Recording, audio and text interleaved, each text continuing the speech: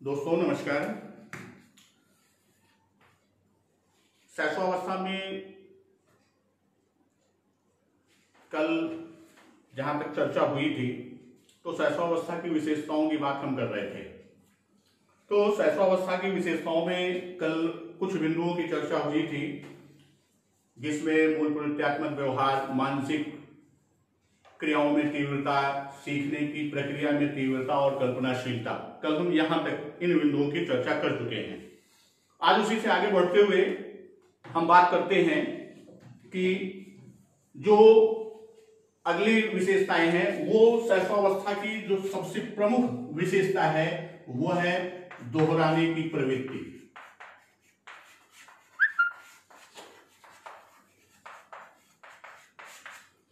शैशवावस्था की यह सबसे प्रमुख विशेषता है।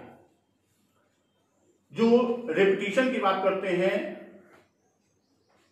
तो यहां इसी प्रवृत्ति को लेकर जो किंडरगार्टन और मॉन्टेसरी की शिक्षण पद्धतियां या ये अपने स्कूलों में अपने पद्धतियों में गीत रचना या इनकी आवृत्ति की बात किया है, वह इसी प्रवृत्ति को लेकर किया हुआ है।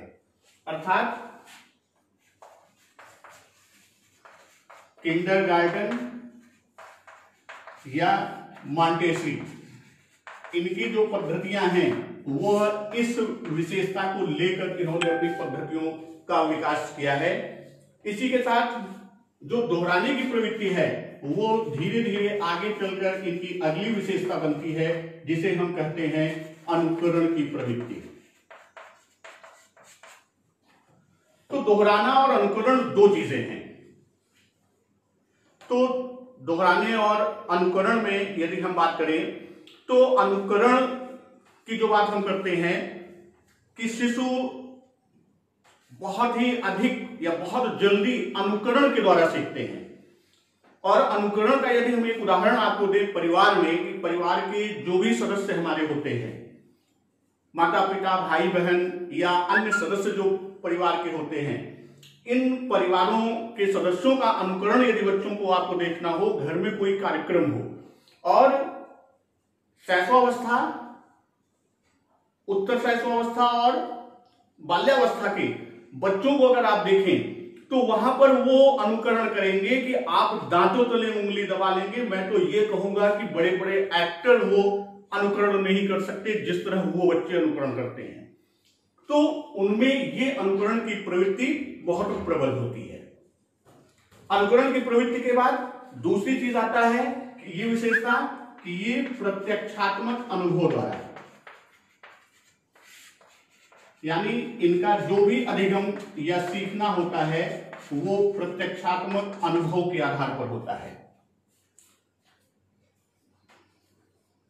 मानसिक रूप से चूंकि ये परिपक्व नहीं होते और वह प्रत्यक्ष या स्थूल वस्तुओं के बाहर के सहारे या के माध्यम से वो सीखता है, तो इसलिए यहां पर यह विशेषता प्रत्यक्षात्मक अनुभव के द्वारा सीखने की बात आती है।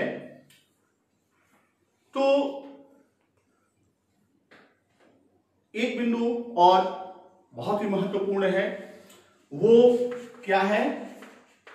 संवेगात्मकता, संवेगात्मक व्यवहार की बात। तो संवेगात्मक व्यवहार की बात करें तो जन्म के समय बच्चे में कोई भी संवेग नहीं होता। जन्म के समय कोई भी संवेग बच्चे में नहीं होता और वह सिर्फ क्या होती है? उत्तेजना होती है। और संवेग के खंड में हम और डिटेल करेंगे कि विभिन्न मनोवैज्ञानिकों ने इसके संवेग के उद्भव की बात की कि सबसे पहले हर्ष और आनंद या कष्ट की बात करते हैं, दुख की बात करते हैं। हर्ष आनंद से कई आपके रूप चलते हैं, कई संवेग का विकास, उसी तरह दुख के आधार पर कई संवेग का विकास। तो कहने का आशय कि इस समय बच्चे में संवेग का क्रम विकसित तो होता है, लेकिन उनका व्यवहार जो है वो संवेगात्मक नहीं होता। अर्थात इनका व्यवहार क्या? संवेगात्मक व्यवहार इनका नहीं होता। या यूं कह दें कि व्यवहार का ये प्रदर्शन जो प्रदर्शन होता है वो संवेगात्मक ना होकर बल्कि वो किधर होता है, उत्तेजना पर आधारित होता है।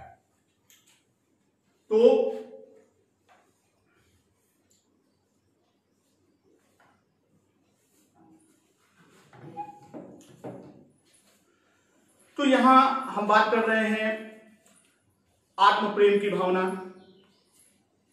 तो आत्म प्रेम, फीलिंग ऑफ सेल्फ की बात जो करते हैं, ये भी बहुत ही महत्वपूर्ण खंड है। आत्म प्रेम की भावना,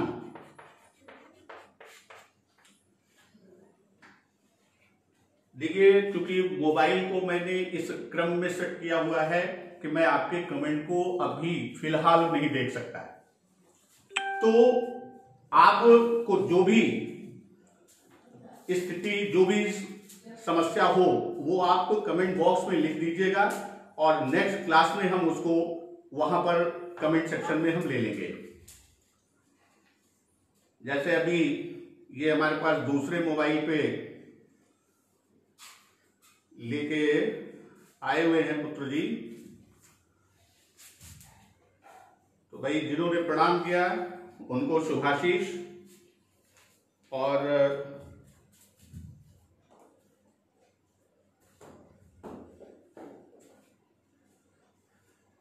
एक सेकंड आपका समय ले रहा हूं। एक प्रश्न आपका आया हुआ है शाहरीन समर का, कि उन्होंने पूछा अनुकरण का आशय। लीजिए, अनुकरण का आशय। तो यहां जो अनुकरणात्मक प्रवृत्ति की बात की गई है, अनुकरण है क्या, इन्होंने ये पूछा। तो सच पूछिए तो ये जो दोहराने की प्रवृत्ति है, यहीं से बच्चा अनुकरण के क्रम में आगे बढ़ता है। और अनुकरण में क्या है कि जैसे बच्चा जो कुछ भी सामने से देखता है या उसके सामने व्यक्ति, वस्तु, विचार, परिस्थिति, स्थिति, वो एक उद्दीपक के रूप में आता है और बच्चा उस उद्दीपक के ऊपर पूर्व की जानकारी रखता है और उस पूर्व की जानकारी के आधार पर वह उससे तथ्यों को संकलित करता है और फिर अपने व्यवहार में, जैसे दोहराना है तो दोहराने को वो रिपीटिशन कहा गया, लेकिन अनुकरण की बात करता है तो वहां की जो कार्यशैली है, जो विशेषताएं हैं, जो गुण हैं, बोलने का तरीका है, वह अपनी क्रियाओं में उन गुणों, उन विशेषताओं या उन समस्त खंडों को वो क्या करता है, सम्मिलित करके व्यवहारित करता है। वो हमारा अनुकरण के पक्ष में जाता है या अनुकरण को परिलक्षित करता है। चलिए आगे चलते हैं। आत्म प्रेम की भावना। तो आत्म प्रेम की भावना जो होती है, ये सेल्फ लव की बात हम करते हैं। तो आत्म प्रेम में इसी को सिगमंड फ्रायड ने इसी को कहा था नर्सिसिज्म, यानी बच्चा सब चीजों को वो स्वयं अपनी मानता है। यानी आत्म प्रेम की भावना, वो स्वयं से प्रेम करता है, अपनी चीजों से, अपने सामान से, अपने हाथ अंगों से, अपने माँ बाप से। तो यहां जो भी चीजें उसकी मिलती हैं, तो जो वस्तु या खिलौना भी उसे दिया जाता है, वह दूसरों को न देकर अपने पास ही रखना चाहता है। अर्थात वो अपने से संबंधित स्वयं की या स्वयं के वस्तुओं, इन सभी चीजों को वो सिर्फ अपने पास सुरक्षित रखता है। घर में अगर छोटा बच्चा हो, आपके यहाँ 2.5 साल से 3 साल 4 साल का हो, और उसी हम उम्र या साल 2 साल बड़ा बच्चा आता है, तो आप देखेंगे घर का बच्चा होता है, वो आपसे कहता है कि हमारा ये खिलौना छिपा दीजिए, नहीं तो अमुक बच्चा आ रहा है वो तोड़ देगा। यही नहीं, कभी कभी तो घर में 2 बच्चे हैं, उनमें भी ये विवाद होता है कि मेरे पापा मेरी मम्मी, तुम्हारे नहीं। यानी हर चीज पर वो अपना, यानी अपनत्व की बात, अपनेपन की बात या अपने अधिकार की बात करता है। वो यहां पर बात करते हैं किसकी, आत्म प्रेम की। अगला है काम प्रवृत्ति की। तो इस अवस्था में भी, शैशवावस्था में भी काम प्रवृत्ति की प्रबलता होती है, लेकिन यह काम प्रवृत्ति का वह वयस्कों की तरह प्रकटीकरण न कर पाने के कारण यह सिर्फ और सिर्फ क्या करता है, वह जितनी भी मौखिक क्रियाएं करता है, जितनी भी मौखिक क्रिया करता है वह सब उसका काम प्रवृत्ति का सूचक होता है। इसी शैशवावस्था में दो प्रकार की ग्रंथियों की भी बात की गई है। एक को लड़कों का मातृ प्रेम ऑडिपस कॉम्प्लेक्स या लड़कियों का पितृ प्रेम, जिसे इलेक्ट्रो कॉम्प्लेक्स भी कहते हैं। तो ऑडिपस और इलेक्ट्रो कॉम्प्लेक्स का डेवलपमेंट या उसका विकास भी इसी काम प्रवृत्ति के अंतर्गत इसी अवस्था में होता है। लड़कों का माता के प्रति प्रेम मातृ प्रेम, इसी को कहा जाता है ऑडिपस, और लड़कियों का पिता के प्रति प्रेम पितृ प्रेम, इसी को इलेक्ट्रो की बात की गई है। इस समय नैतिक भावना का अभाव होता है, अकेले वह साथ खेलने की प्रवृत्ति का बिंदु मिलता है। प्रारंभ में वह अकेले ही करता है, लेकिन बिल्कुल उत्तर काल में आकर वह अब अकेले के स्थान पर अपने हम उम्र साथियों को अपने साथ खेलने के लिए आमंत्रित करता है, यहां तक कि अपने खिलौने भी उनको देता है और उनके साथ रहने की कोशिश करता है, उनसे अंतःक्रियाएं करना प्रारंभ कर देता है। तो ये प्रमुख विशेषताएं आपकी थी क्या उनसी शैशवावस्था की। तो इन विशेषताओं को पढ़ने के पीछे का आशय सबसे प्रमुख ये है कि इन्हीं विशेषताओं को ध्यान में रखकर हमें शिक्षा की प्रकृति को निर्धारित करना है, अर्थात नेचर ऑफ एजुकेशन क्या होगा इस अवस्था में, बच्चों को कैसी शिक्षा दी जाए, उसका स्वरूप कैसा हम निर्धारित करें, उसकी प्रकृति कैसी होनी चाहिए, यह इन्हीं विशेषताओं पर आधारित होता है। तो हम एक आपके शैशवावस्था में शिक्षा की प्रकृति का उल्लेख कर दे रहे हैं, बाकी बाल्यावस्था और किशोरावस्था में आप बुक में देख लीजिएगा, नहीं समझ में आएगा तो फिर कमेंट में करिएगा, हम उसको किसी दिन ले लेंगे।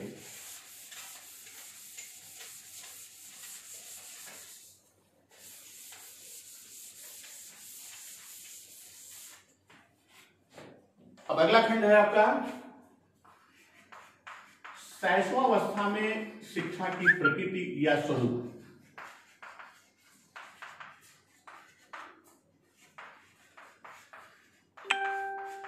शिक्षा की प्रकृति।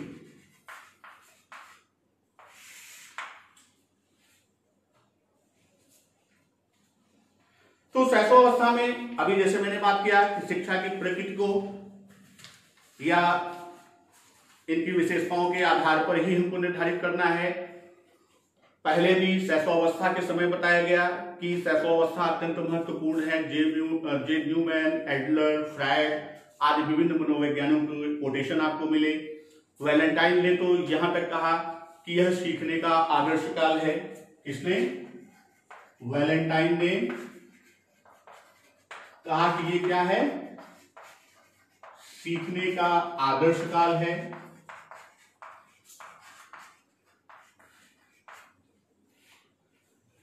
तो जो सीखने का आदर्श काल, तो हमें उन्हीं विशेषताओं को ध्यान में रखकर कैसे शिक्षा की प्रकृति को निर्धारित करना है, वही बिंदु, उसमें पहला बिंदु हम लेते हैं वातावरण।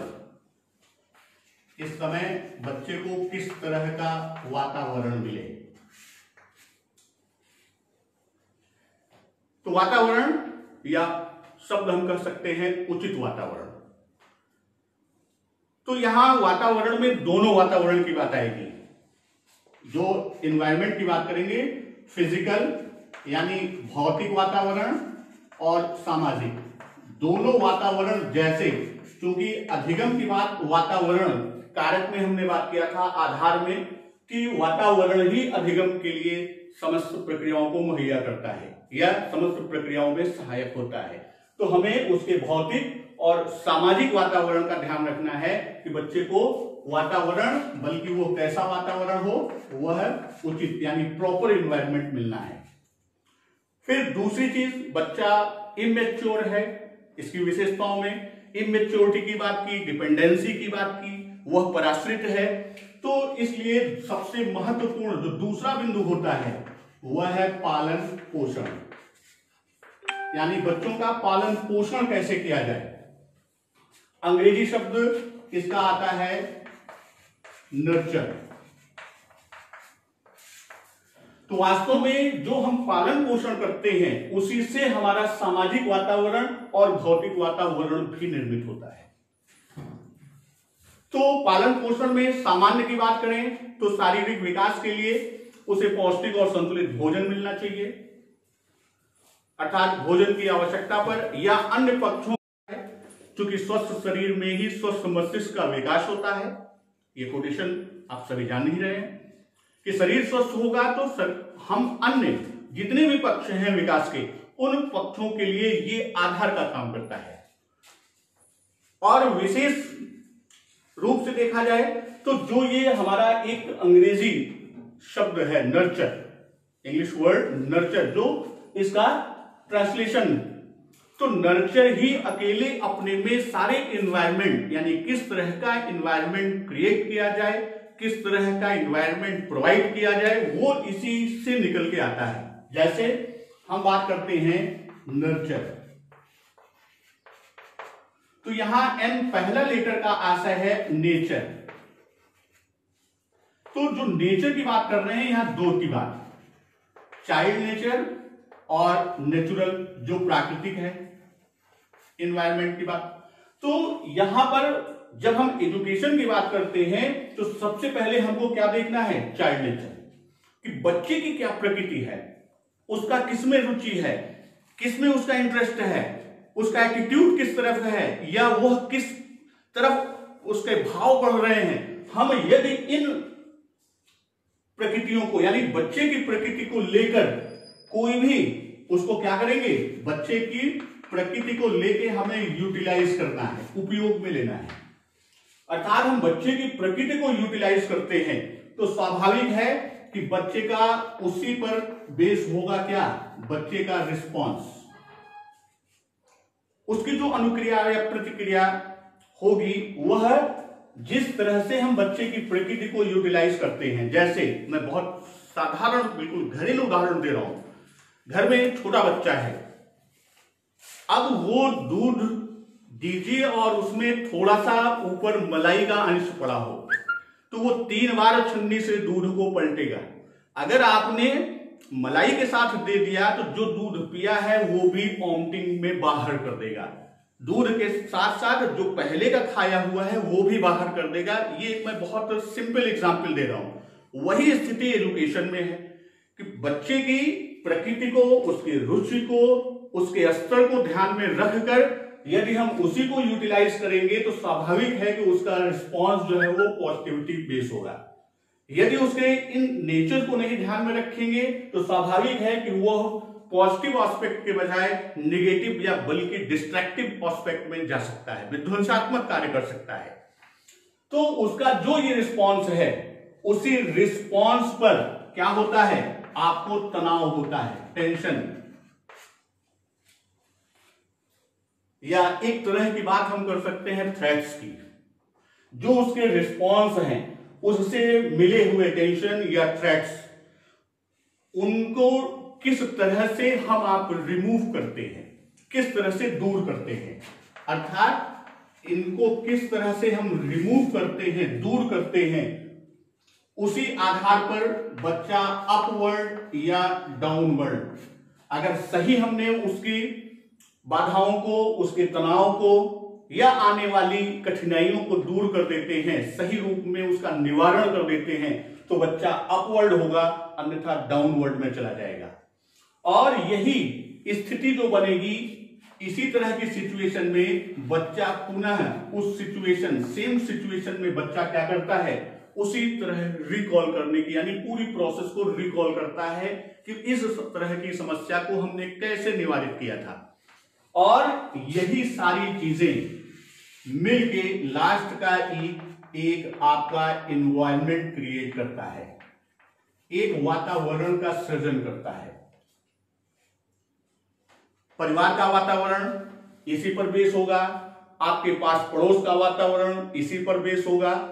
जैसे ही हम पास पड़ोसियों के प्रकृति को उपयोग में लेते हैं, यानी उसे यूटिलाइज करते हैं, बात व्यवहार, आदान प्रदान आदि में, उसी के आधार पर रिस्पांस मिलता है और अन्य प्रक्रियाएं होती हैं, और उसी के आधार पर हम क्या करते हैं, एक एनवायरनमेंट क्रिएट करते हैं, एक वातावरण का सृजन करते हैं। तो जो प्रॉपर इन्वायरमेंट की बात हमने की थी, वास्तव में देखा जाए तो जैसा हम पालन पोषण करेंगे उसी पर आधारित उसका क्या होगा, उसका एनवायरमेंट क्रिएशन की बात होगी। अगले बिंदु पर हम आते हैं कि ये सारी चीजें करनी है। तो चाइल्ड शब्द का एब्रिविएशन मैंने किया था, तो ये सभी चीजें जो करनी है वो कैसे करनी है, वो स्नेहपूर्ण व्यवहार के साथ करनी है। अगली इसकी प्रकृति में जो भी कार्य किया जाएगा वो कैसा होगा, बच्चे के साथ व्यवहार स्नेहपूर्ण व्यवहार।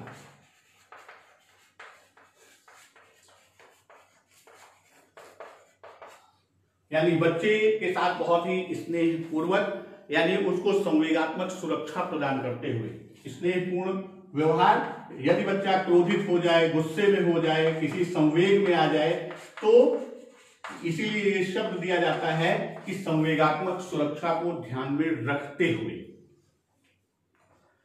तो स्नेहपूर्ण व्यवहार के साथ साथ हमें यह भी ध्यान में रखना है कि बच्चे की जिज्ञासा की संतुष्टि भी हो। अगर उसकी जिज्ञासाओं को संतुष्ट नहीं, क्योंकि जिज्ञासा ही अधिगम का प्रथम पायदान कहा गया। तो जो अगला बिंदु है वो है जिज्ञासा की संतुष्टि, और जिज्ञासा को ही क्या कहा गया है, अधिगम का पहला पायदान, अधिगम का प्रथम पायदान, फर्स्ट स्टेप है आपका। अगर जिज्ञासा आप नहीं क्रिएट कर पाते तो फिर आप अधिगम या कोई भी सीख उसे आप नहीं दे सकते। तो बच्चे की जिज्ञासा को जो है वो संतुष्ट करने का प्रयास करना चाहिए, और उनके प्रश्न के रूप में उनकी जिज्ञासाएं आएंगी, तो उन प्रश्नों के यानी उन जिज्ञासाओं के यथोचित उत्तर प्रदान करने चाहिए। इसके बाद बात करते हैं हम सामाजिक भावना का विकास। तो सामाजिक भावना, जैसे उधर बात हमने किया, सामाजिक भावना जो भी उसमें विकसित होती है तो वो अंतिम खंडों में आती है, अंतिम दिनों में विकसित होती है। तो उस पर भी आपको ध्यान रखना है कि शिक्षण के समय या शिक्षा की प्रकृति को निर्धारित या स्वरूप को निर्मित करते समय उस भावना को भी ध्यान में रखना है। इसके बाद जो मुख्य बिंदु है, उनकी जो मूल प्रवृत्तियां हैं, कल के खंड में विशेषताओं में बताया था कि बच्चे का व्यवहार कैसा होता है, मूल प्रवृत्त्यात्मक। तो उनकी मूल प्रवृत्तियों को हमें क्या करना है, प्रोत्साहन देना है, मूल प्रवृत्तियों को है प्रोत्साहित करना है, उनका दमन नहीं करना है। और दमन करने से क्या होगा, वो जो भी चीजें दमित होंगी वो अचेतन पक्ष में जाएंगी, और कभी उसके अनुरूप परिस्थिति मिलने पर वो पुनः उसका प्रकटीकरण करते हैं और न चाहते हुए भी वो कार्य कर जाते हैं। तो यहां मूल प्रवृत्तियों का क्या, दमन न कर उसका क्या किया जाए, उसका मार्गांतरीकरण किया जाए। अर्थात अगर वो गलत दिशा में जा रहा है तो हम उसके मार्ग को परिवर्तित कर दें, उसको सही दिशा की ओर मोड़ दें, न कि उसका दमन कर दें। इसके बाद आत्म प्रदर्शन के लिए अवसर। इसके बाद जो बिंदु है वो बहुत वैसे ही शॉर्ट में बता दे रहे हैं। आत्म प्रदर्शन के अवसर, बच्चे को आत्म प्रदर्शन यानी उनके स्वयं के द्वारा अपना प्रदर्शन करने का पर्याप्त अवसर देना चाहिए। क्रिया और खेल द्वारा शिक्षा, कैसा है शिक्षा की व्यवस्था होनी चाहिए, क्योंकि शिशु जन्म से ही एक्टिव होता है, क्रियाशील होता है, और उसकी इसी क्रियाशीलता को यदि देखें तो खेल में बच्चे की सहज रुचि होती है, स्वाभाविक रुचि है, तो उसके उसी सहज या स्वाभाविक रुचि को ध्यान में रखकर खेल द्वारा या उसे स्वयं करके सीखने के माध्यम से अधिगम या सीख प्रदान या शिक्षा की व्यवस्था करनी चाहिए। जैसे घर में छोटा बच्चा है, किसी चीज के लिए बार बार आप मना करिए, बेटा वहां मत जाओ जल जाओगे, मत जाओ जल जाओगे। तो जितनी बार आप मना करोगे उतनी बार वो जाने के लिए आप परेशान करेगा, और एक बार जाएगा और जैसे ही टच किया और जल गया, दोबारा आप कहेंगे बेटा जाओ वो लेते आओ, नहीं वहां जाएंगे जल जाएंगे। तो एक बार, ये तो मैंने एक उदाहरण दिया इस परिप्रेक्ष्य। उसी तरह बच्चे को जब हम अधिगम की बात करते हैं तो उसे स्वयं करने दीजिए। गलती करेगा, जितना अधिक प्रयास करेगा, जितना अधिक अभ्यास करेगा, जितना वो एफर्ट करता जाएगा, गलतियां होंगी, लेकिन उन्हीं गलतियों से धीरे धीरे वो क्या होगा, अधिगम यानी सीख के क्रम में आगे बढ़ जाएगा।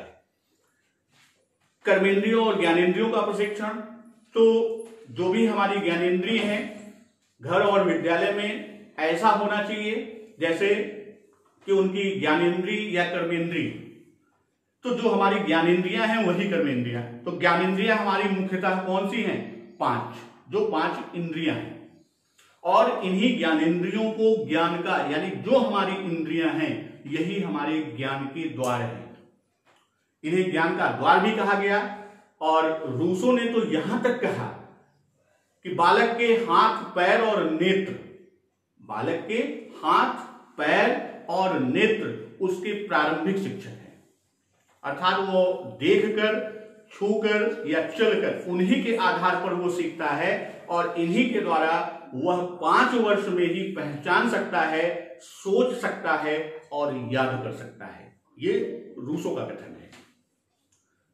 अभिव्यक्ति के लिए बच्चे को पर्याप्त अवसर देना चाहिए, यानी वह अपनी अभिव्यक्ति यानी सेल्फ एक्सप्रेशन, जो आत्माभिव्यक्ति है, कि उसकी आत्म अभिव्यक्ति का पर्याप्त मौका दें, और आत्म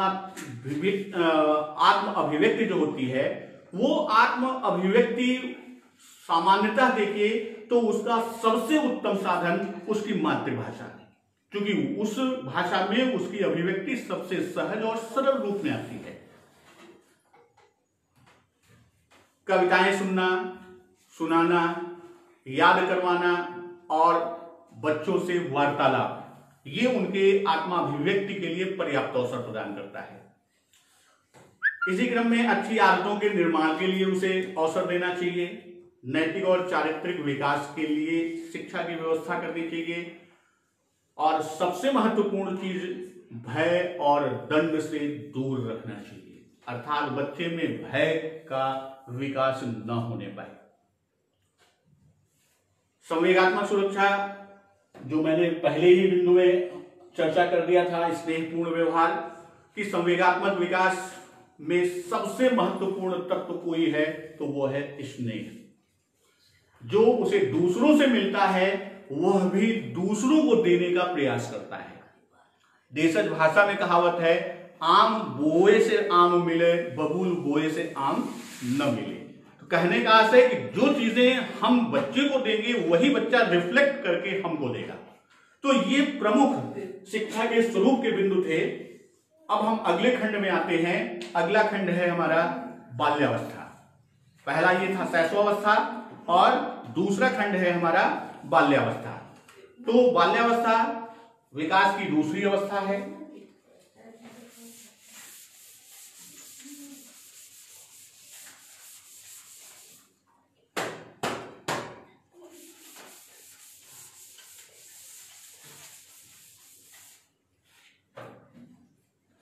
अगली अवस्था बाल्यावस्था, चाइल्डहुड। तो ये विकास की दूसरी अवस्था है। शैशवावस्था के बाद बाल्यावस्था प्रारंभ होता है, और इस बाल्यावस्था में जब प्रवेश करता है तो इतना विकास कर चुका होता है कि वह अपने वातावरण की परिस्थिति से थोड़ा बहुत परिचित होने लगता है कि किस तरह का वातावरण। यहां इतना ही हम चर्चा कर दें कि बाल्यावस्था को विभिन्न उपनामों से जानते हैं, जिससे अक्सर प्रश्न आता है। तो सबसे पहली चीज बाल्यावस्था को, यहां बाल्यावस्था में एक सबसे प्रमुख चीज है, वह है खेल। तो बाल्यावस्था को जब नामों की बात करते हैं तो सबसे पहले खेल के लिए उसे समूह की आवश्यकता, वो समूह निर्माण करता है। इसीलिए इसे समूह आयु या गैंग एज के नाम से भी जानते हैं। खेल खेलेगा तो वो चुस्त दुरुस्त होगा, स्मार्ट होगा, इसीलिए इसे चुस्ती की आयु भी कहते हैं। इस अवस्था में बालक अपने को खेल कूद के या अन्य क्रियाओं में अपने को हमेशा गंदा किए रहता है, इसीलिए इसे डर्टी एज या इस आयु को गंदी आयु भी कहते हैं। समूह आयु, चुस्ती की आयु, समूह आयु, और इस अवस्था को प्रारंभिक शिक्षा का सबसे महत्वपूर्ण समय माना गया, इसीलिए इस अवस्था को प्रारंभिक विद्यालय की आयु भी कहा जाता है। Pre elementary school age, elementary school age, sorry, इसे क्या कहा जाता है? प्रारंभिक विद्यालय की आयु।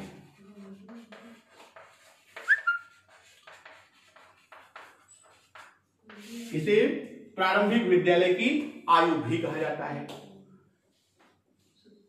और इस काल को मनोवैज्ञानिकों ने निर्माणकारी काल के रूप में भी स्पष्ट किया, तो इसका एक नाम यह भी है, बाल्यावस्था क्या है? निर्माणकारी काल।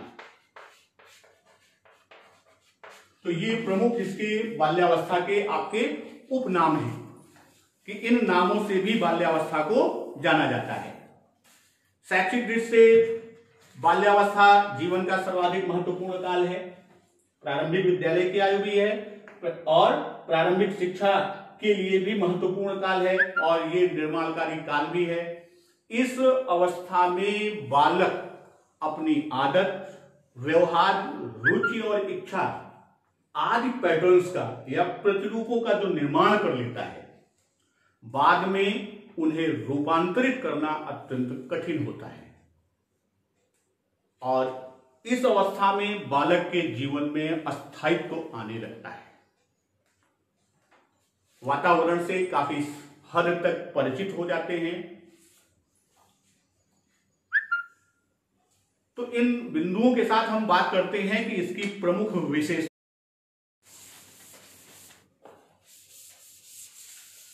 सबसे पहली विशेषता, शारीरिक और मानसिक विकास में स्थिरता। शैशवावस्था में तीव्रता थी, यहां पर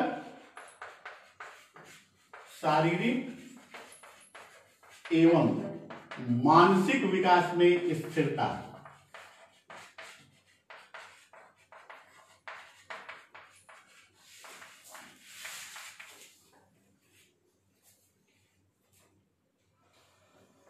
तो ये स्थिरता क्यों आती है? अर्थात स्थिरता से आशय ये नहीं कि बिल्कुल स्थिर हो जाता है, यहां पर स्थिरता, स्टेबिलिटी की बात जो करता है वो ये इसका आशय है कि जो विकास है उसकी गति क्या हो जाती है? उसकी गति मंद हो जाती है। अगर आप लोगों को याद हो तो सिद्धांत वर्तुलाकार की बात किया था, तो उसमें आपको ये शेप बताया था, तो यहां पर गति को हमने क्या बताया था? यहां पर गति मंद होती है, जो किसको परिलक्षित, किस अवस्था को करती है? बाल्यावस्था। तो ये वही स्थिति यहां बता रहा है कि यहां शारीरिक और मानसिक विकास में स्थिरता, अर्थात इस अवस्था में विकास की गति मंद हो जाती है, धीमी हो जाती है। क्योंकि विकास का सिद्धांत है कि वो निरंतरता की बात करता है, बंद नहीं होगी, मंद हो सकती है, धीमी हो सकती है, लेकिन बंद कभी नहीं होगी। तो यहां हम बात करें तो जो बाल्यावस्था की बात करते हैं, तो इस काल को मनोवैज्ञानिकों ने दो खंडों में बांटा। विकास की दृष्टि से बाल्यावस्था को विकास की दृष्टि से दो खंडों में बांटा, एक 6 से 9 वर्ष और दूसरा 10 से 12 वर्ष। तो 6 से 9 वर्ष जो है उसे संचय काल या कंजर्वेशन पीरियड कहा। 6 से 9 वर्ष क्या है? ये संचय काल या कंजर्वेशन पीरियड, और 10 से 12 वर्ष का जो समय बताया उसे कहा परिपाक काल, मैच्योरेशन पीरियड या कंसोलिडेशन पीरियड। मैच्योरेशन नहीं, बल्कि वहां उचित शब्द मिलेगा कंसोलिडेट करता है, कंसोलिडेशन पीरियड। तो जैसे शैशवावस्था में जो तीव्र विकास हुआ, तो उसके लिए वहां पर वह अपने में संचय की बात करता है, यानी संचय का मतलब वो कंजर्व की बात करता है, कंजर्वेशन की बात करता है। तो उस संचय के कारण यहां पर विकास की गति मंथर हो जाती है, धीमी हो जाती है या मंद हो जाती है। फिर जो वो संचित करता है, फिर उसे क्या करता है, कंसोलिडेट करता है। जैसे एग्जाम्पल हम आपको दें, हम आप थोड़ा सा तेजी से चलते हैं, मान लीजिए परीक्षा के लिए निकले हैं और पैदल चल रहे हैं, घड़ी में देखते हैं कि अरे इतना ही समय, तो हम थोड़ा सा अपनी स्पीड बढ़ाते हैं, लेकिन क्या कंटिन्यू उसी स्पीड से चल लेते हैं? नहीं। कुछ दूर चलने के बाद कुछ सेकंड या मिनट भर हम अपने को थोड़ा सा कहते हैं कि जरा सा आराम या सुस्ताना, तो जरा सा धीमा हो जाते हैं और लंबी सांस लेते हैं, यानी हम क्या करते हैं, एनर्जी कंजर्व करते हैं, कंजर्वेशन की बात, एनर्जी कंजर्वेशन की बात करते हैं, ऊर्जा संचय की बात। वही स्थिति यहां पर है कि जो तीव्र गति से हुआ उसके लिए वहां पर वो संचय करता है और फिर उस संचय की हुई चीज को वो क्या करता है, कंसोलिडेट करता है। और ये जो परिपाक की स्थिति होती है, इसी के कारण उसमें एक भ्रम आता है कि मैं परिपक्व, और रूसो ने इसी को सूडो मैच्योरिटी या मिथ्या परिपक्वता की बात की कि बाल्यावस्था मिथ्या परिपक्वता का काल है। किसने? रॉस महोदय ने क्या कहा? बाल्यावस्था क्या है? मिथ्या परिपाक काल, एक भ्रम, परिपक्व होने का भ्रम का काल बताया।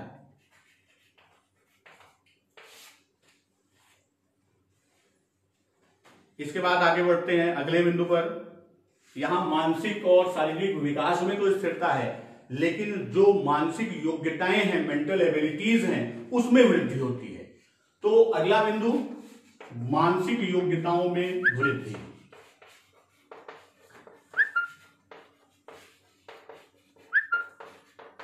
मानसिक योग्यताओं में वृद्धि। मानसिक योग्यताओं में वृद्धि कैसे? उसमें प्रत्यक्षीकरण की शक्ति, उसमें स्मरण शक्ति, उसमें संवेदनशीलता या उसकी तर्क शक्ति, इन सब मानसिक योग्यताओं में प्रबल वृद्धि होती है। इन सब में इतनी प्रबल वृद्धि होती है, इसीलिए यहां कहा गया कि जो मानसिक योग्यताएं हैं, यानी अस्थायी स्मृति में वृद्धि होती है, जो उसका मेमोरी है वो क्या होता है, स्टेबल होता है, अस्थाई होता है, तो उस अस्थाई स्मृति में वृद्धि होती है।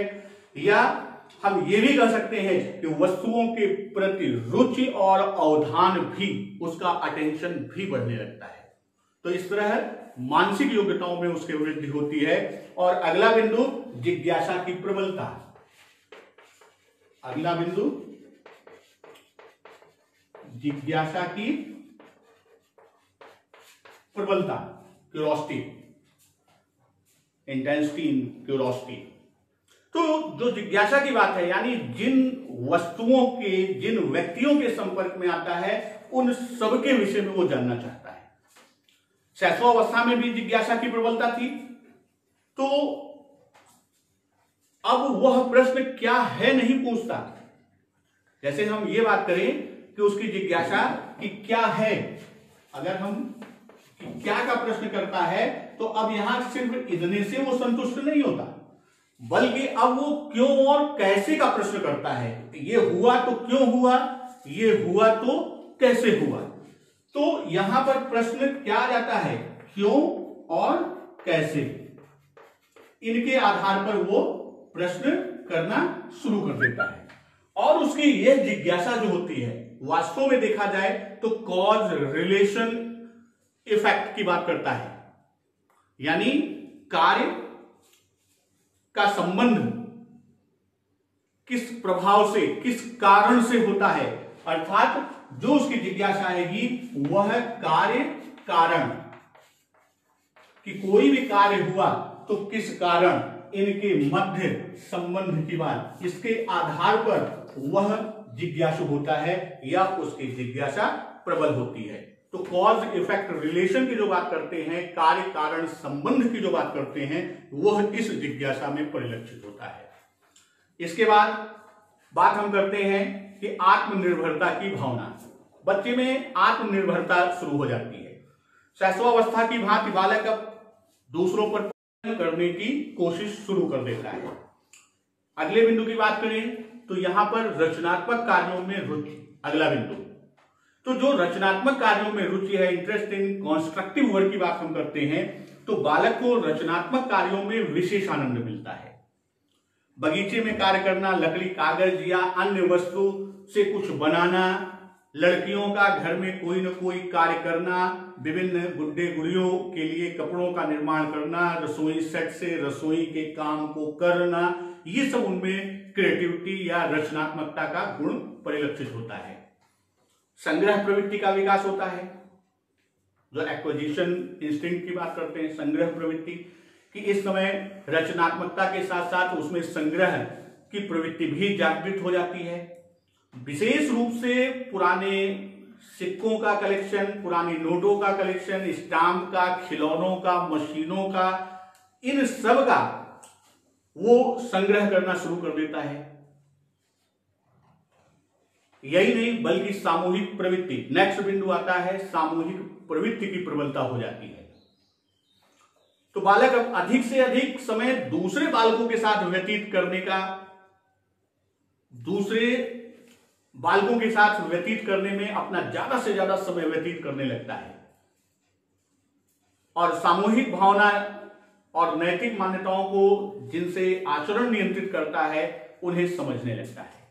रॉस ने तो यहां तक कहा कि बालक प्रायः अनिवार्य रूप से किसी न किसी समूह का सदस्य बन जाता है, जो अच्छे खेल खेलने और ऐसे कार्य करने के लिए नियमित रूप से एकत्र होते हैं और जिसके बारे में बड़ी आयु के लोगों को कुछ भी नहीं बताया जाता। यानी वो आपस में जो शेयर करेंगे वो बड़ी आयु के लोगों को कतई नहीं बताएंगे।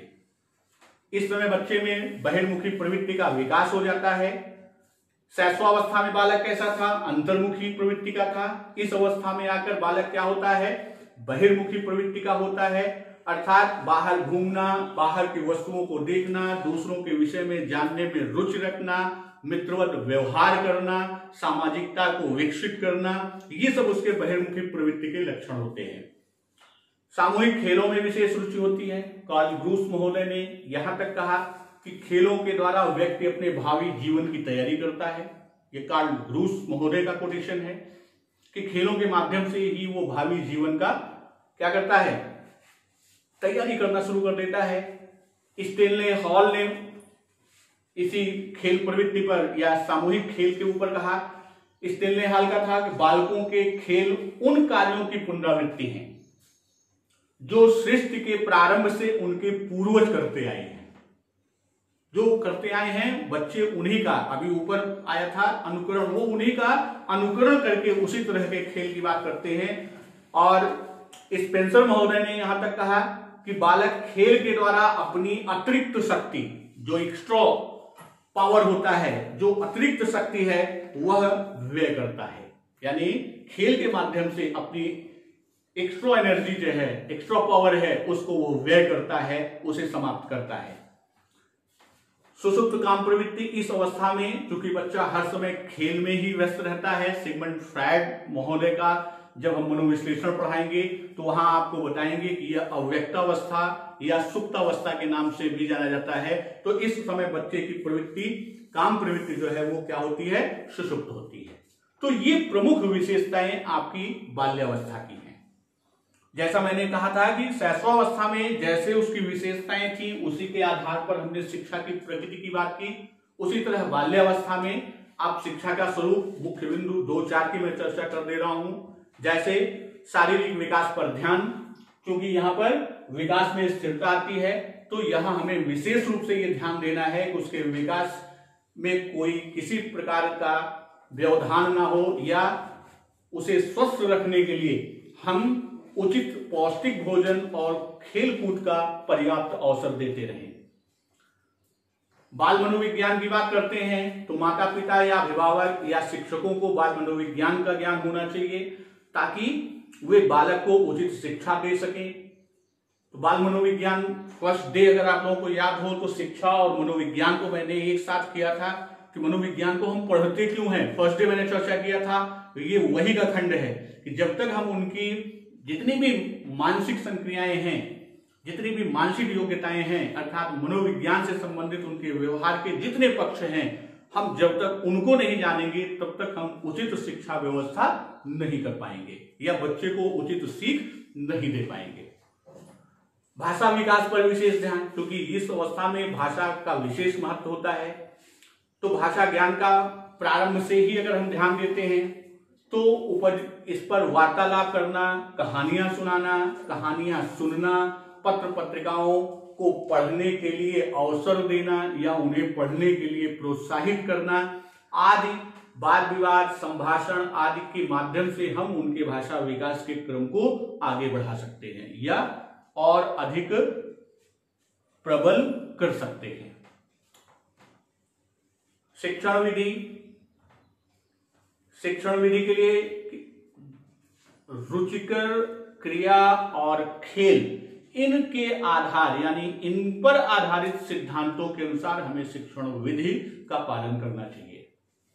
तो इस तरह बाकी बिंदु हैं कि मानसिक स्तर पर बच्चों का ध्यान रखना चाहिए, संवेगात्मक विकास पर ध्यान रखना चाहिए क्योंकि बालकों को सामाजिक स्वीकृति प्राप्त करने या संवेगों का दमन करने के बजाय तृप्त करने में सहायता करनी चाहिए, अर्थात उन्हें दमन ना करें बल्कि उनकी उस संवेगात्मक विचार अवस्था या संवेगात्मक जो भी व्यवहार हैं उनको हम तृप्त करें और संवेगात्मक भावना और प्रदर्शन, क्योंकि यही उनके जीवन का संपूर्ण आधार बनता है। जिज्ञासा प्रवृत्ति को प्रोत्साहन, जैसा जिज्ञासा की बात हमने की थी विशेषताओं में कि बहुत अधिक जिज्ञासु होते हैं, क्या, क्यों, कैसे जैसे बहुत सारे प्रश्न करते हैं। घर में कोई छोटा बच्चा हो, अगर इस बाल्यावस्था का है, मैं तो बाल्यावस्था के एक बच्चे से 2-4 वो प्रश्न उत्तर देते देते कभी कभी ये स्थिति आती है कि अपना सर पकड़ लो कि बिटिया अब बस, अब आपके प्रश्न का उत्तर नहीं दे सकता। यानी उनकी जिज्ञासा इतनी, आपने एक उत्तर दिया नहीं, उस पर उनका दूसरा प्रश्न यानी दूसरी जिज्ञासा। तो उनकी जिज्ञासाओं को ध्यान में रखना है जिससे उनकी रचनात्मक प्रवृत्ति पर कोई या उनकी संचय प्रवृत्ति को प्रोत्साहन देना है। संचय प्रवृत्ति का जैसे छोटा बच्चा सिक्का, गुल्लक, सिक्का निकालता है तो सिक्कों को निकालने के बाद यदि आप ध्यान दीजिए तो वह सिक्के का जो गणित का एक बहुत बड़ा टर्म है जिसे हम कहते हैं क्लासिफिकेशन, वर्गीकरण, तो बच्चा वहीं पे वर्गीकरण करता है लेकिन ये नहीं जानता कि मैं वर्गीकरण कर रहा हूं। वह 1 रुपए, 2 रुपए, 5 रुपए, 20 रुपए, 50 रुपए सबके सिक्के या नोट को अलग करता है, फिर उसमें बने हुए चित्रों के आधार पर पुनः उसे उप भागों, वर्गों में बांटता है। पहले वर्गों में बांटा, फिर उस वर्ग का उपवर्ग बनाता है। तो उनके संचय प्रवृत्ति और रचनात्मकता को हम इन्हीं प्रवृत्तियों के आधार पर विकसित कर सकते हैं और बहुत सारी हम गणितीय या अन्य संक्रियाओं को बच्चे को समझा सकते हैं। तो इस तरह ये आपकी बाल्यावस्था की बात होती है। 5 मिनट का समय और हम आपका लेंगे आज ज्यादा। हम आज किशोरावस्था को भी समाप्त कर देंगे, जिससे कल हम सीधे सीधे मानसिक विकास में जीन प्याजे के संज्ञानात्मक विकास सिद्धांत को लेकर आए। तो किशोरावस्था में जहां से प्रश्न ज्यादातर आते हैं उन्हीं की हम चर्चा करते हैं।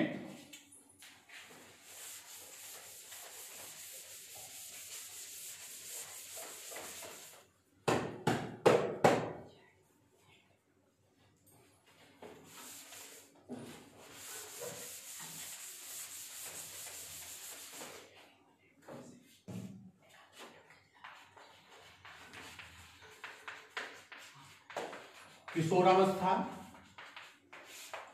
अंग्रेजी में कहें तो एडोलसेंस, जो एडोलसियर से बना हुआ है, जिसका अर्थ होता है आगे की ओर बढ़ना। और किशोरावस्था बहुत ही महत्वपूर्ण खंड है। तो परिपक्वता की ओर बढ़ना, टू ग्रो टू मैच्योरिटी, जो एडोलसियर से बना हुआ है।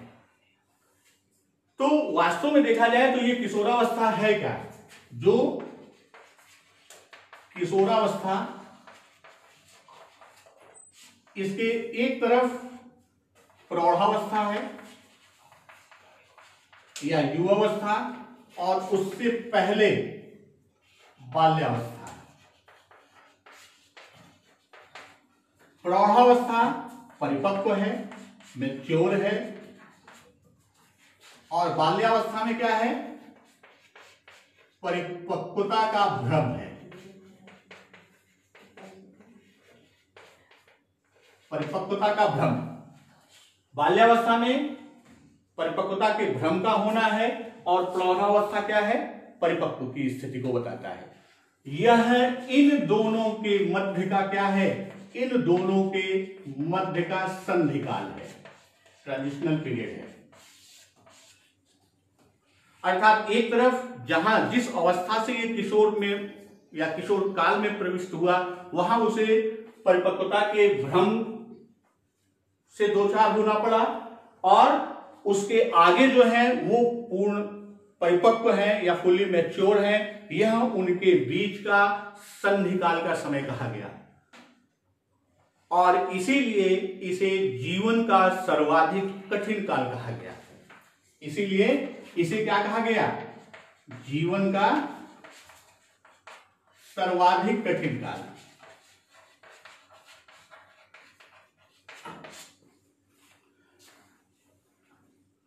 इसी अवस्था को समस्यात्मक अवस्था के नाम से भी जानते हैं।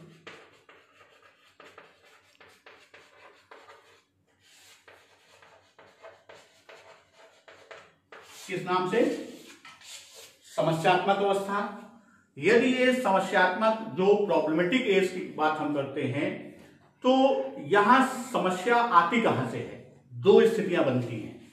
एक तो इस अवस्था में संवेगों का उथल पुथल। संवेगों का क्या होता है? बिल्कुल उथल पुथल। संवेग स्वयं में ही एक मानसिक प्रहसन की स्थिति को प्रदर्शित करता है। अब वहां संवेगों में भी उथल पुथल होता है, और यहां एक स्थिति बनती है तनाव की, जिसकी वजह से बच्चे में क्या आता है? किशोर काल में उसमें तनाव की स्थिति उत्पन्न होती है। तो जब वो तनाव होगा तो स्वाभाविक है कि बच्चे में क्या होगा? उसके आंतरिक जितने भी विचार हैं, उन विचारों में संघर्ष की स्थिति उत्पन्न होगी कि वह करे न करे, बात करे न करे। तो उनमें वो संघर्ष यानी अपने अंदर ही वह द्वंद्व उत्पन्न करता है, या उसके अंदर आंतरिक द्वंद्व का भाव उत्पन्न होता है, जो संघर्ष की स्थिति को देता है। अब यह संघर्ष, तनाव और यह संवेगात्मक उथल पुथल यदि ये देखें तो इसकी वजह से बिल्कुल स्थिति उसकी कैसी हो जाती है? तूफान की स्थिति। यानी उसके अंदर किसकी तूफान होगी? संवेगों का तूफान उमड़ पड़ेगा। और इसी आधार पर स्टेनले हॉल ने इसे किशोरावस्था को क्या कहा था? बड़ी तनाव, तूफान, संघर्ष, विरोध आदि की अवस्था। इसका एक छोटा सा उदाहरण मैं देता हूं। हीरो बनने थे, तुम्ही को ऐसा करना था, तो यानी वहां अब उसके जो वहां तो आया था कि हमको क्या मिलेगा? हमको पुरस्कार मिलेगा, लेकिन यहां आने के बाद उसे विरोध की स्थिति। तो एक स्थिति यानी वो इतना तनाव में आ जाएगा, आंतरिक द्वंद्व में आ जाएगा, विरोध की स्थिति होगी। एक स्थिति ये कहेगी कि जाओ, अब घर के लोगों का भी एक्सीडेंट होगा तो मैं नहीं आऊंगा। तो यानी एक ऐसी स्थिति उत्पन्न हो जाती है। तो ये स्टेनले हॉल का कोटेशन शो करता है कि जो उन्होंने कहा कि बड़े संघर्ष, तनाव, तूफान या विरोध की अवस्था के रूप में कहा। किशोरावस्था को दो खंडों में बांटा गया, एक पूर्व किशोरावस्था और एक उत्तर किशोरावस्था। तो पूर्व किशोरावस्था क्या है? पूर्व किशोरावस्था 12 से 16 वर्ष की बात करते हैं, और उत्तर किशोरावस्था 17 से 19 वर्ष की बात करते हैं। किशोरावस्था के दो खंडों की बात किया, एक पूर्व किशोरावस्था और एक उत्तर किशोरावस्था। इसे 12 से 16 वर्ष और इसे 17 से 19 वर्ष में रखा। तो 12 से 16 वर्ष की जो कहा, और ये कहा कि इसमें विभाजन रेखा का काम 17 वर्ष करेगा। और पूर्व किशोरावस्था को बड़ी उलझन की अवस्था भी कहा गया कि वह करे क्या न करे आदि की स्थिति उत्पन्न होती है। अत्यंत द्रुत एवं तीव्र विकास का काल भी कहा गया। तो दोस्तों आज हम यही समाप्त करते हैं। तो कल हल्का सा किशोरावस्था की विशेषता को बताते हुए हम संज्ञानात्मक विकास जीन पियाजे के सिद्धांत पर आ जाएंगे। धन्यवाद।